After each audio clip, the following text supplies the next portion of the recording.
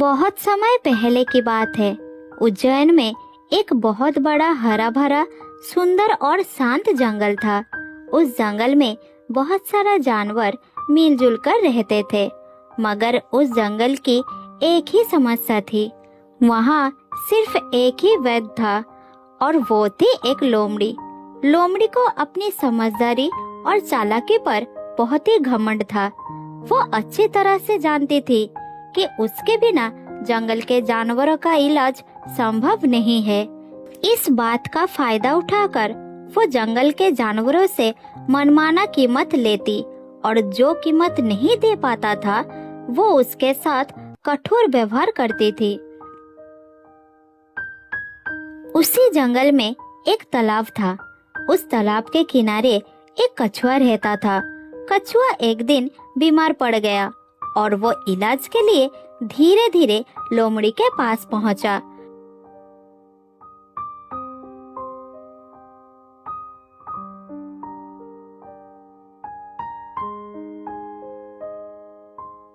लोमड़ी के पास पहुंचकर कछुआ धीरे धीरे बोला, वैद्य जी, कई दिनों से मेरे पैरों में बहुत दर्द है। चलना फिरना एकदम मुश्किल हो गया है। कृपया आप मेरी इलाज कीजिए, कुछ दवाई दीजिए, नहीं तो मैं दर्द के मारे मर जाऊंगा। लोमड़ी कछुए की तरफ अच्छी तरह से देखती है, फिर कहती है, ये तो गंभीर बीमारी लगती है। इलाज महंगा पड़ेगा। इस इलाज के लिए मुझे 2 सोने के सिक्के देना होगा, उसके बाद इलाज होगा। लोमड़ी की बात सुनकर कछुआ घबरा जाता है, फिर धीरे धीरे कहता है, 2 सिक्के? मेरे पास तो 2 सोने के सिक्के नहीं है। अभी आप दवा दे दीजिए, मैं आपको धीरे धीरे चुका दूंगा। अरे, बिना पैसे के इलाज? ये कोई धर्मशाला नहीं है। सिक्के नहीं है तो निकलो यहाँ से, मेरा समय नष्ट मत करो। लोमड़ी की बात सुनकर कछुए के आंखों में आंसू आ गए। वो भारी मन से वहाँ से चला जाता है। धीरे धीरे चलते चलते कछुआ अपने दोस्त हिरन और कौवे के पास पहुँचता है। कछुए को दुखी देखकर हिरन कहता है, क्या हुआ दोस्त, तुम इतने दुखी क्यों हो? क्या हुआ है बताओ। क्या बताओ दोस्त, मैं अपने इलाज के लिए लोमड़ी वैद्य के पास गया था, मगर मेरे पास पैसा ना होने के वजह से मुझे दवाई ना देकर वहाँ से भगा दिया। इसलिए मैं दुखी हूँ दोस्त। कछुए की बात सुनकर कौवा गुस्से में कहता है, क्या तुम्हें उसने भगा दिया? ये बहुत गलत बात है। ये लोमड़ी जंगल में सेवा के नाम पर व्यापार कर रही है। शांत रहो कौवा भाई, लोमड़ी का इलाज गुस्से से नहीं बुद्धि से करना होगा। लालच का इलाज भी लालच से ही होता है। फिर तीनों दोस्त मिलकर एक योजना बनाई। योजना के मुताबिक कौवा पूरे जंगल में ये खबर फैला दी कि दूर देश से एक महान वैद्य आने वाला है जिसकी दवाइयाँ अद्भुत है। ये खबर कुछ ही दिनों में लोमड़ी तक भी पहुंच जाती है।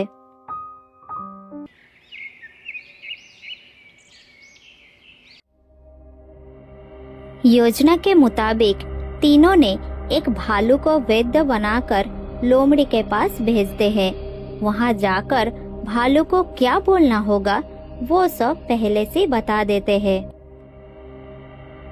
प्रणाम वैद्य जी, सुना है इस जंगल में रोग से ज्यादा भरोसे की कमी है और उस भरोसे का इलाज आप ही करती है।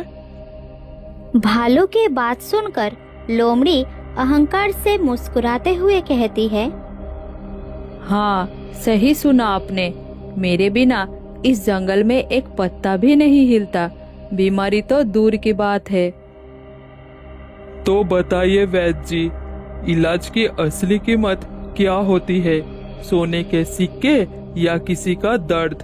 आपके हिसाब से क्या होना चाहिए? दर्द तो सबको होता है भैया, मगर दवा उन्हीं को मिलती है जिसके पास कीमत चुकाने की ताकत होती है। लोमड़ी की बात सुनकर भालू थोड़ा गंभीर हो जाता है। फिर कहता है, मान लीजिए कोई गरीब जिसके पास सोने के सिक्के नहीं है, लेकिन सांस गिनती की बची है, तो क्या उसकी जान कम कीमती होगी? जंगल नियमों से चलता है भालू दादा, भावनाओं से नहीं। बिना कीमत के इलाज करूंगी तो मेरी सम्मान कम हो जाएगा। लोग सोचेंगे दवा का असर कम है। लोमड़ी की बात सुनकर भालू मुस्कुराते हुए कहता है, अजीब बात है वैद्य जी, हम पहाड़ों में सिखाते हैं कि वैद्य की पहचान उनकी दवा से होती है, और आप अपनी पहचान सोने के सिक्कों से कर रही है। भालू की बात सुनकर लोमड़ी क्रोधित हो जाती है। फिर कहती है, भालू दादा, आप अपनी पहाड़ों की बात नहीं कहो तो अच्छा है। यहाँ मैं जो कहती हूँ वही सही है। इलाज चाहिए तो कीमत चुकानी होगी। मगर वैद्य का धर्म सेवा होता है, पैसा नहीं। आप गलत कर रही है। धर्म से पेट नहीं भरता भालू दादा, मुझे अपना फायदा देखना पड़ता है। जो पैसा देगा वही दवा पाएगा। आप अपना काम करिए, मुझे सिखाइए मत। अभी आप जा सकते हैं। लोमड़ी की बात सुनकर भालू चुप हो जाता है। उसने वही सुन लिया था जो वो सुनना चाहता था। अब शक नहीं, सच्चाई सामने आ चुकी थी। अब शेर महाराज के सामने इसे ले जाना होगा।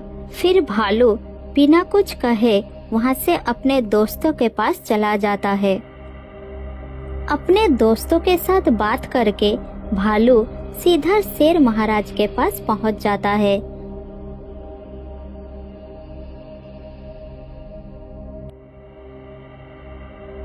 शेर महाराज गुफा के सामने बैठे थे।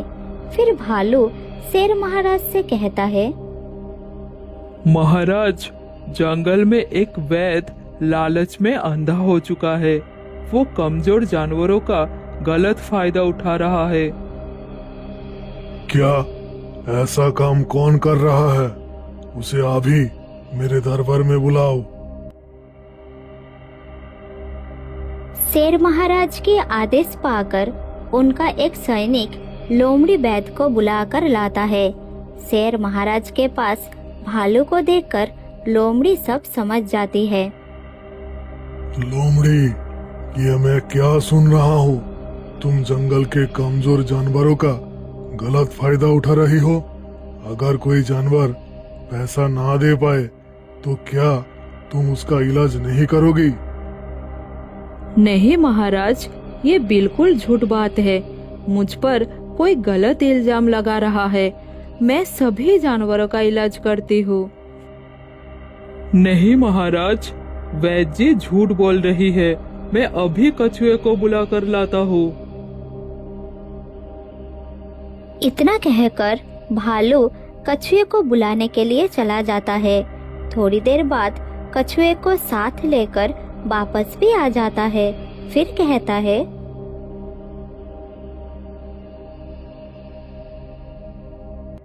महाराज, आप इस बीमार कछुए से पूछिए सच्चाई क्या है। वैद्य जी इस बेचारे के साथ कैसा व्यवहार किया है। बताओ कछुआ, भालू जो कह रहा है क्या वो सच है? हाँ महाराज, अभी तक भालू दादा आपको जो भी कहा है वो सच है। इस वैद्य ने मुझे पैसा ना देने के कारण अपमानित करके भगा चुकी है। फिर कछुए ने सारी बात विस्तार से शेर महाराज को बताता है। सारी बातें सुनकर शेर महाराज बहुत क्रोधित हो जाता है। फिर लोमड़ी से कहता है, लोमड़ी, तुमने अपने ज्ञान को व्यापार बना लिया।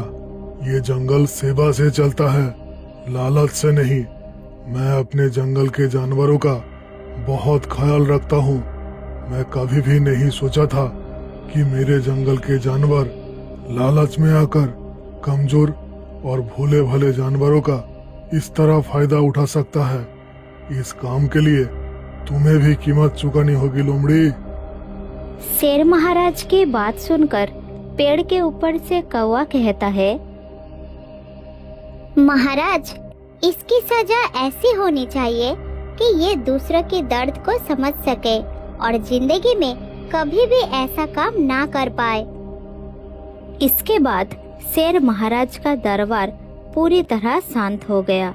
डर के मारे कोई कुछ नहीं कह रहे थे। सभी जानवरों की निगाहें लोमड़ी पर टिकी थी। लोमड़ी का चेहरा पीला पड़ गया था। उसका घमंड अब डर में बदल चुका था। फिर शेर महाराज गंभीर आवाज में कहता है, लोमड़ी, तुमने अपने ज्ञान को सेवा के लिए नहीं बल्कि अपने लालच के लिए इस्तेमाल किया। कमजोर और असहाय जानवरों को अपमानित किया, उन्हें दुखी करके भगा दिया। क्या तुम्हें पता है, एक वैद्य का काम दवा देना ही नहीं, मरीजों को भरोसा देना भी होता है। लोमड़ी कुछ बोलना चाहती थी, लेकिन उनके मुंह से शब्द नहीं निकल रहे थे। महाराज, इसने सिर्फ इलाज से मना नहीं किया, इसने बीमार कछुए का अपमान किया, उसके मजबूरी का मजाक उड़ाया और अपने ज्ञान को ताकत बना लिया। इसलिए तुम्हारी सजा भी सिर्फ शब्दों की नहीं होगी, बल्कि ऐसी होगी जिससे तुम्हारा दिल बदले। आज से 1 साल तक जंगल के हर जानवर का मुफ्त इलाज करोगी।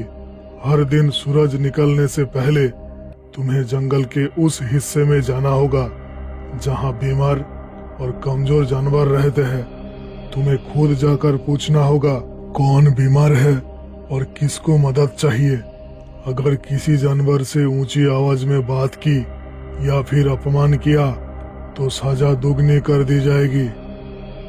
सजा सुनकर लोमड़ी के आंखों में आंसू आ गए। उसे पहली बार पता चला कि दर्द सिर्फ शरीर में नहीं, अपमान से दिल में भी दर्द होता है। फिर लोमड़ी धीमी आवाज में शेर महाराज को कहती है, महाराज, मैंने अपने घमंड में दूसरों का दर्द नहीं देखा। आज मुझे मेरी गलती का असली मतलब समझ आया। मैं वादा करती हूँ, अब इलाज मेरा व्यापार नहीं, मेरी जिम्मेदारी होगी। आज से किसी भी जानवरों को मेरे खिलाफ शिकायत करने की कोई मौका नहीं दूंगी। आपका हर एक बात का पालन करूंगी। फिर शेर महाराज ने अपना सर हिलाकर उसके बाद शिकार कर लिया। उस दिन से लोमड़ी को नए रूप में जंगल में देखा गया। एक घमंडी वैद्य नहीं, बल्कि सेवा करने वाले वैद्य के रूप में।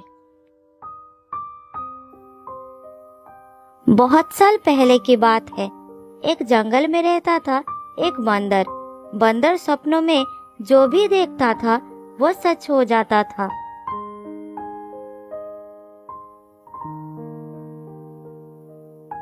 एक दिन वो पेड़ के डाली पर सो रहा था। तभी उसे एक अजीब सा सपना आया।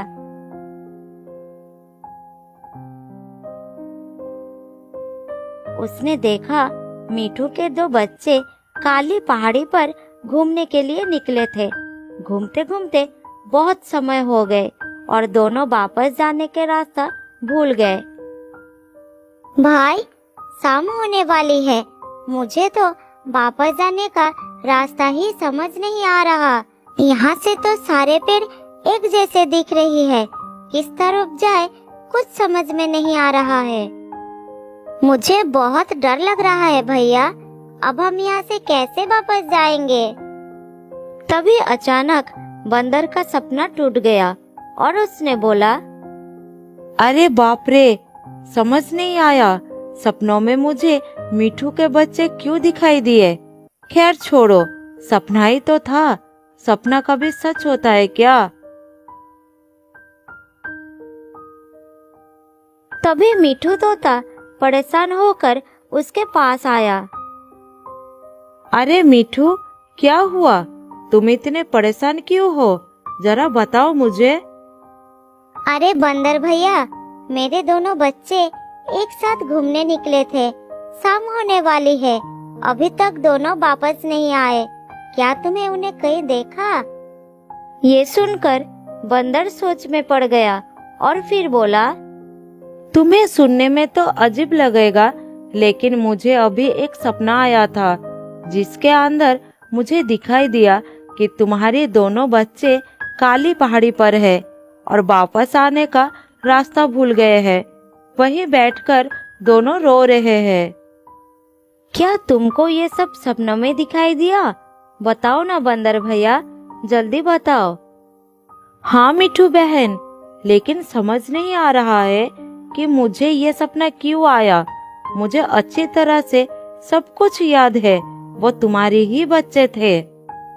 हो सकता है तुम्हारा सपना सच हो। मैं अपने बच्चों को ढूंढने जा रही हूँ।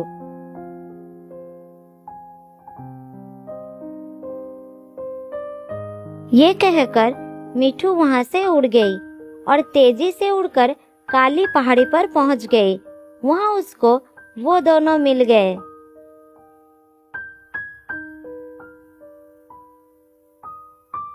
तुम दोनों जल्दी से मेरे साथ चलो और कभी भी इस पहाड़ी पर मत आना।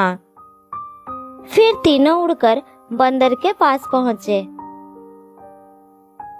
शुक्रिया बंदर भाई, तुम्हारे सपनों के मदद से ही मैं अपने बच्चों को वापस पा सकी। तुम्हारा बहुत बहुत धन्यवाद। अब मैं बच्चों को लेकर घर जा रही हूँ। ये सुनकर बंदर को यकीन नहीं हुआ। फिर मिठू अपने बच्चों को लेकर चली गई।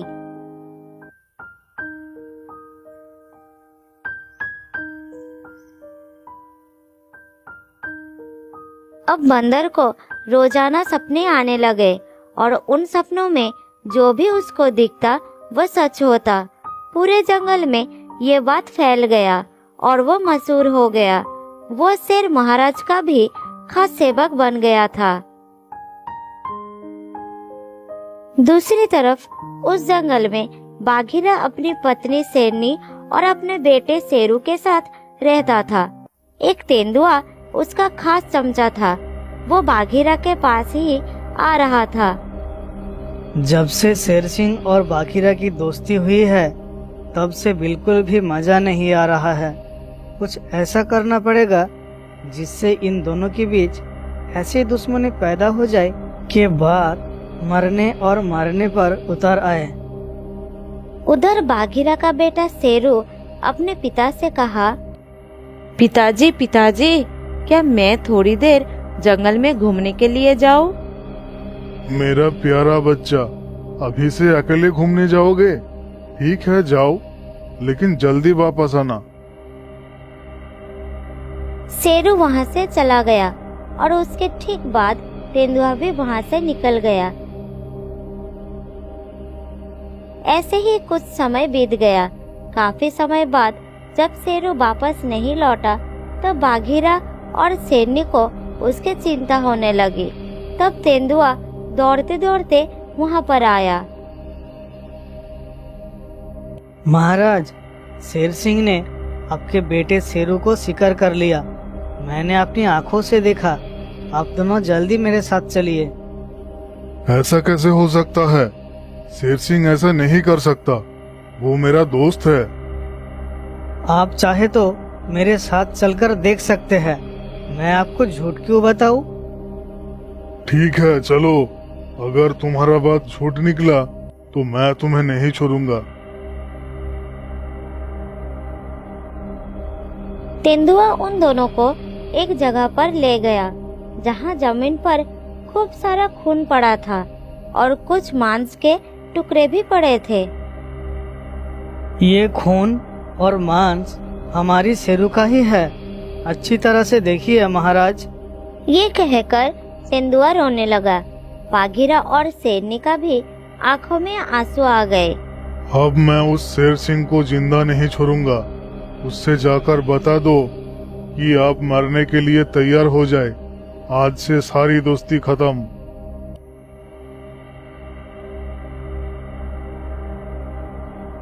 ये सुनकर तेंदुआ शेर सिंह के पास पहुंचा और बोला, महाराज, बाघीरा और उसकी पत्नी आपके ऊपर हमला करने वाले हैं। अगर आप हार मानकर ये जंगल उनके हवाले कर देंगे तो आप पर वो हमला नहीं करेंगे। अब जल्द ही सतर्क हो जाइए महाराज, नहीं तो। ये सुनकर शेर सिंह को गुस्सा आ गया और बोला, शेर सिंह किसी हमले से नहीं डरता, आने दो उनको, मैं भी तैयार हूँ। उधर बंदर पेड़ के डाल पर सो रहा था। इधर कुछ ही देर में बाघीरा और उसकी पत्नी शेरनी शेर सिंह के पास आ रहे थे। वहां पहुंचते ही दोनों ने शेर सिंह के ऊपर हमला कर दिया और उनके बीच लड़ाई होने लगी। उधर बंदर सपना देख रहा था। बेटा शेरू, तुम अकेले अकेले कहाँ घूम रहे हो? इस तरह अकेले घूमना ठीक नहीं है। तेंदुआ काका, मैं बस घूमने निकला था, अब मैं बड़ा हो गया हूँ। अरे मेरा बेटा, घूमने निकला है, लेकिन यहाँ तो घूमने का अच्छा जगह नहीं है। अगर तुम चाहो तो मैं तुम्हें एक अच्छी जगह की खबर दे सकता हूँ। तो आप ही बताइए कि घूमने का अच्छी जगह कहाँ मिल सकता है? ठीक है, मैं तुमको तालाब के किनारे ले चलता हूँ। वहाँ तुमको अच्छा जगह मिल जाएगा। तुम मेरे साथ चलो। फिर वो दोनों तालाब की ओर चलने लगे। तेंदुआ शेरू के पीछे पीछे जा रहा था। सामने एक बड़ा सा गड्ढा था। शेरू उसमें गिरने ही वाला था, लेकिन संभल गया। तब तेंदुए ने उसको पीछे से टक्कर मारकर गड्ढे में गिरा दिया।